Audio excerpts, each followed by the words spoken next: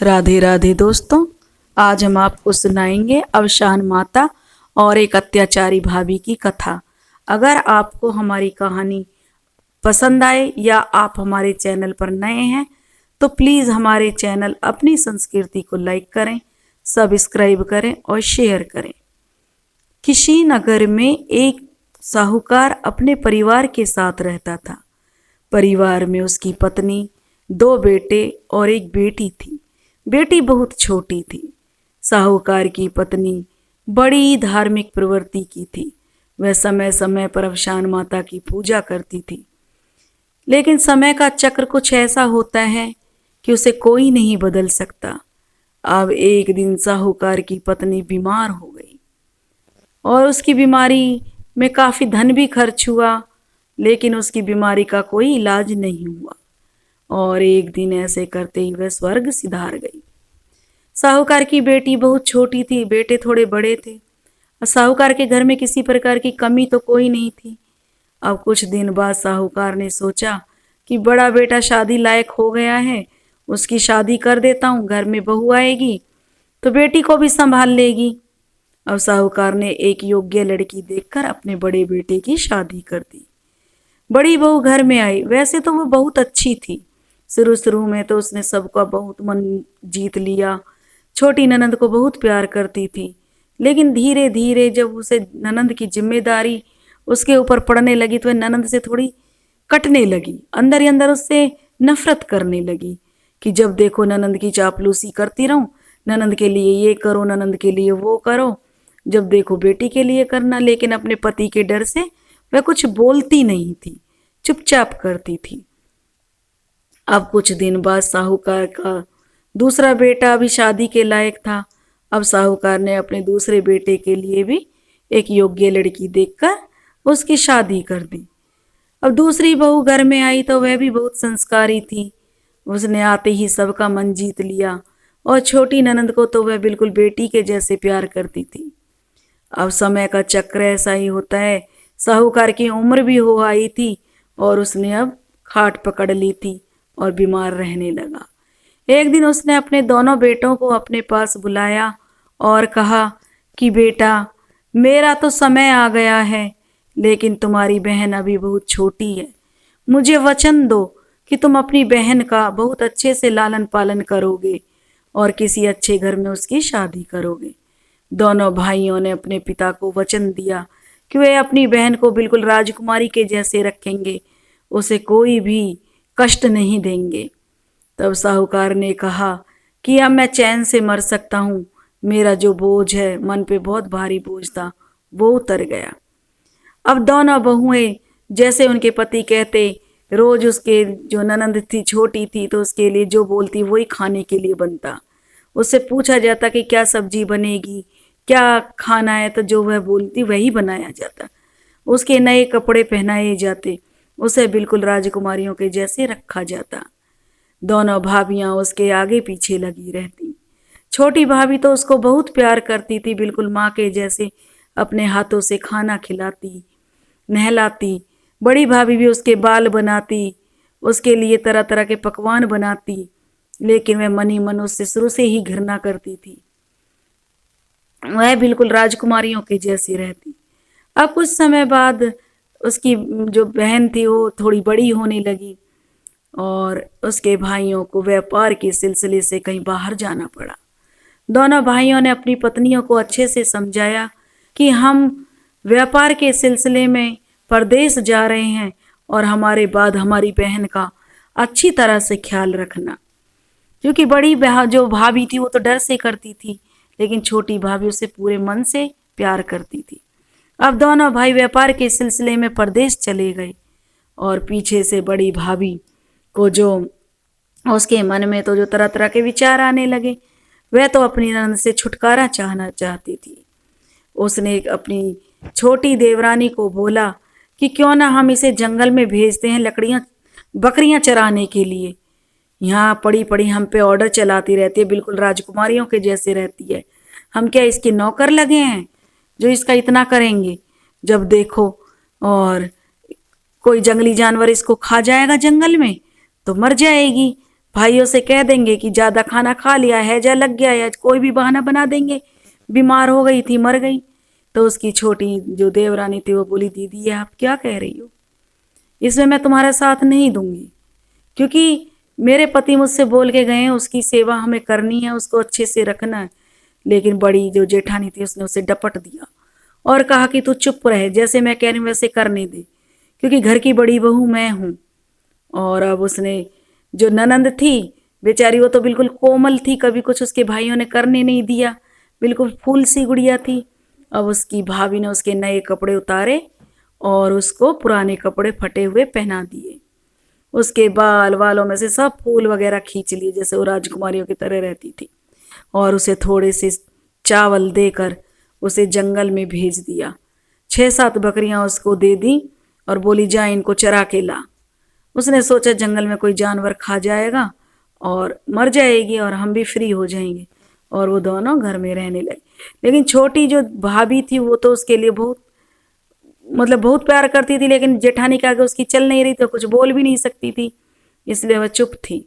अब वह जब बकरी चराने गई तो एक पेड़ के नीचे बैठकर जोर जोर से रोने लगी। बकरियां अपना चर रही थीं, क्योंकि वह बेचारी तो कभी घर से बाहर निकली भी नहीं थी, बिल्कुल सुकुमारी थी, बिल्कुल फूल सी बेटी थी। उसे गर्मी की धूप बर्दाश्त नहीं हो रही थी, उसका कोमल बदन धूप से झुलस रहा था। अब वह जोर जोर से रोने लगी, कहने लगी, माता नहीं हमारे पास, पिता नहीं हमारे पास, भाई गए परदेस, हे भगवान तू बुला ले अपने पास। और वो सूखे चावलों को देखकर रोने लगी कि उनको कैसे खाए, अंदर से भूख भी थी। अब तो उसने उन चावलों को वहीं पे डाल दिया। शाम हुई तो बकरियों को लेकर वह घर आई। घर आई तो भाभी ने बासा कूसा खाना उसे दे दिया और वहीं बकरियों के साथ सोने के लिए बोल दिया, उसे घर में अंदर जाने नहीं दिया। अब वह बेचारी भूखी प्यासी रोती सुबकती वहां बैठ गई। रात को जब उसकी जेठानी सो गई तो देवरानी ने खीर पूड़ी मिठाई ली और चुपके से बाहर आई और अपनी ननंद को दुलार किया और उसे खाना खिलाया। अगले दिन फिर बड़ी भाभी ने उसको बकरियां लेकर जंगल में भेज दिया। फिर वह उस पेड़ के नीचे बैठकर जोर जोर से रोने लगी और उसी तरीके से कहने लगी, माता नहीं हमारे पास, पिता नहीं हमारे पास, हे भगवान बुला ले अपने पास, भाई गए परदेस। ऐसे कहने लगी और चावलों को ढेरी वहीं डाल दी। अब जो है उस बकरी चरा कर आई तो एक बकरी जंगल में रह गई। जंगल में रह गई, घर आई तो उसकी भाभी ने बकरियां गिनी तो एक बकरी कम थी। तो वह उसकी जो भाभी थी बोली, आज तो एक बकरी कहाँ बेच कर आई है, जल्दी बोल नहीं तो तुझे बहुत पीटूंगी। और उसे डांटने डपटने लगी। वह तो बिल्कुल बेचारी सुकुमारी डांट भी बर्दाश्त नहीं कर पा रही थी। तो वह कहने लगी, नहीं भाभी, मैंने बकरी को कहीं नहीं बेचा है। तो कहने लगी कि मैं अभी चाकू लेके अंदर से आती हूँ और अभी तेरे नाक कानों को काट दूंगी। लेकिन ननंद बेचारी इतनी डर गई कि वह उल्टे पांव ही जंगल की तरफ भाग ली कि कहीं भाभी मेरे नाक कान न काट दे, और पूरा जंगल छान मारा और बकरी को ढूंढ कर ले आई। जब वह बकरी को लेकर आई तो उसकी भाभी ने उसे खूब डांटा और बाहर उसे आज खाने के लिए भी कुछ नहीं दिया। लेकिन रात को जैसे रोज उसकी छोटी भाभी खाना खिलाती थी, ऐसे ही उस दिन भी उसकी भाभी ने छोटी ने खाना खिला दिया। अब वह जिस पेड़ के नीचे बैठकर विलाप करती थी, रोती थी, उसी पेड़ के नीचे अवशान माता एक दिन आकर बैठ गई और कहने लगी, बेटी तू जंगल में आकर ऐसा विलाप क्यों करती है। तो वह बेचारी छोटी थी, रोने लगी, कहने लगी, माता नहीं हमारे पास, पिता नहीं हमारे पास, भाई गए परदेस, हे परमात्मा बुला ले अपने पास। तो अवशान माता ने उससे पूछा, बेटी क्या दुख है, मुझे बताओ। तब उसने अपनी भाभी के अत्याचारों की सारी कहानी अवशान माता को बताई और कहा कि मेरे भाई मुझे बिल्कुल राजकुमारी की तरह रखते हैं। अवशान माता ने सोचा, इसकी माँ मेरी बड़ी परम भक्त थी, मेरी बहुत पूजा पाठ किया करती थी। तो अवशान माता की कृपा से उसके भाइयों को उसकी याद आई और उनका जो कारोबार था, जो व्यापार था, वो उसमें उन्हें बहुत लाभ हुआ। दोनों भाई कहने लगे कि अब हमें अपने घर चलना चाहिए। छोटी बहन की भी बहुत याद आ रही है, काफ़ी दिन हो गए हैं। और दोनों भाई वहाँ से अपना सामान बोरिया बिस्तर बांधा, जो भी उनका कमाई था लेके चल दिए। उधर भाभी ने उसे फिर अगले दिन जंगल में भेज दिया। और अवशान माता की कृपा से जिस पेड़ के नीचे वो लड़की बैठी रो रही थी, उसी पेड़ के वहीं उसी के पेड़ के पास से उसके भाई गुजरे। जब उसके भाई उस पेड़ के पास से गुजरे तो उस छोटी लड़की का रुदन देखकर वह यही बोल रही थी, भाई माता नहीं हमारे पास, पिता नहीं हमारे पास, भाई गए परदेस है परमात्मा बुला ले अपने पास। तो दोनों भाई बोले कि यह लड़की कौन है, क्योंकि उनकी बहन तो बिल्कुल सुकुमारी थी। अब उनकी धूप की जलन से उसकी जो बेचारी गोरी चिट्टी लड़की थी बिल्कुल काली हो चुकी थी। धूप में बैठ बैठ के उसकी स्किन जल चुकी थी, और उसने जो कपड़े भी फटे हुए पैर रखे थे, भेस ही अलग हो रहा था उसका। तो उसके भाइयों की पहचानने में नहीं आती है। जब उसके भाई उनके पास आते हैं और उससे पूछते हैं, तो उसका छोटा भाई कहता है कि अरे ये तो हमारी बहन है, इसकी ये हालत कैसे हुई।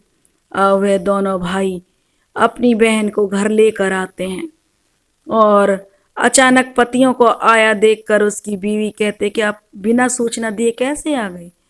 तो वो कहने लगे कि घर आने के लिए सूचना देना जरूरी थोड़ा ही ना होता है। और वो अपनी बहन से जब वो अपनी भाभी की करतूत सुनते हैं, तो और अपनी भाभी को जो उसकी पत्नी थी बड़े भाई की, वो अपनी पत्नी को बहुत डांटता है और उसे घर से निकाल देता है कि अब तुम जंगल में जाओ, और उसे वहाँ से भगा देता है। लेकिन जो ननंद होती है वह कहती है कि नहीं भैया, आप भाभी को मत भगाइए, भाभी में और हम में क्या अंतर रह जाएगा। अगर हम भी इनके जैसे करेंगे तो हम में और इनमें फ़र्क क्या है। इसलिए आप भाभी को सजा दी है ठीक है, लेकिन इन्हें घर से मत निकालो। तब उसकी भाभी की आंखें खुल जाती हैं और वह अपनी ननंद के पैरों में गिरकर क्षमा याचना करने लगती है और कहती है कि मैंने बहुत बुरा किया है, मुझे इसकी सज़ा मिलनी चाहिए। तब लड़की कहती है कि मेरी माँ अवशान माता की बहुत पूजा करती थी।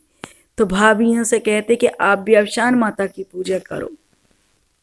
तो दोनों भाभियाँ ननंद के कहे अनुसार अवशान माता की पूजा करती हैं, सास सुहागनों को बुलाती हैं, कथा आरती करती हैं और ननंद को पहले के जैसे राजकुमारी की तरह रखने लगती हैं। और कुछ समय बाद ननंद की ये शादी लायक हो जाती है और उसको अच्छा सा लड़का देखकर उसकी धूमधाम से उसके भाई शादी कर देते हैं। तो अवशान माता ने उस बेटी के किस्मत इतना उसका साथ दिया था अवशान माता ने, नहीं तो उस लड़की के साथ न जाने क्या होता। अवशान माता की कृपा से उसे अच्छा भरा परिवार मिला, पति भी अच्छा मिला, सास ससुर अच्छे मिले, जिससे उसकी ज़िंदगी बन गई। आगे भी वह बिल्कुल राजकुमारियों के जैसे ही रही। दोस्तों, अगर आपको हमारी कहानी पसंद आई हो तो प्लीज़ हमारे चैनल को लाइक करें, सब्सक्राइब जरूर करें। और अवशान माता ने जैसे उस लड़की की मनोकामना पूरी करी, ऐसे ही कहानी कहने वाले और कहानी सुनने वालों की मनोकामना पूरी करें। बोलो अवशान माता की जय।